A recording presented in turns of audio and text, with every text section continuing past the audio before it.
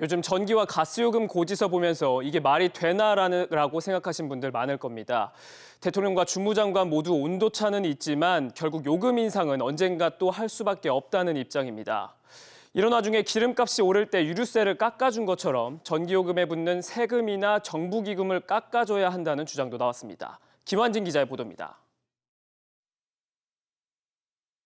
주무부처 장관은 요금 동결이 바람직하지 않다며 요금 인상을 직접적으로 주장했습니다.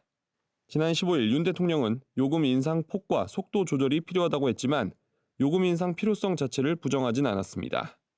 발언의 온도차는 있지만 요금을 인상해야 한다는 방향성은 일치하는 것으로 풀이됩니다. 이런 가운데 소비자들에게 전기요금의 3.7%씩을 걷어 재생에너지 사업 등에 쓰는 전력기금을 줄일 필요가 있다는 주장이 나왔습니다. 전기요금이 오르면 기금 규모도 덩달아 불어나는 구조다 보니 올해 5조 원에 달할 전망입니다.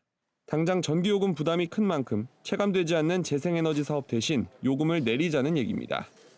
전력기금 부담금 요일 인하나 부가세율 한시 인하와 같은 고육지책이라도 반드시 좀 시행해야 된다라고 생각합니다.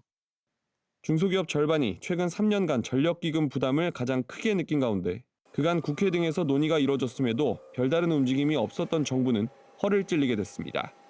소상공인들도 절반 이상이 난방비가 30% 넘게 올랐다며 에너지 취약계층에 포함해 법으로 지원해달라고 요구했습니다. 평소에 15만 원, 30만 원 이 정도 나왔는데 2월달 고지서에는 약 70만 원 가까운, 그럼 더 이상 저희들은 버틸 힘이 없습니다. 어쩔 수 없이 메뉴값을 조정할 수밖에 없습니다. 또한 에너지 지원 대상을 중산층까지 넓혀야 한다는 의견에 대해 정부는 취약계층을 지원하고 사각지대를 없애는 것이 우선이라며 선을 그었습니다. SBS 비즈 김한진입니다.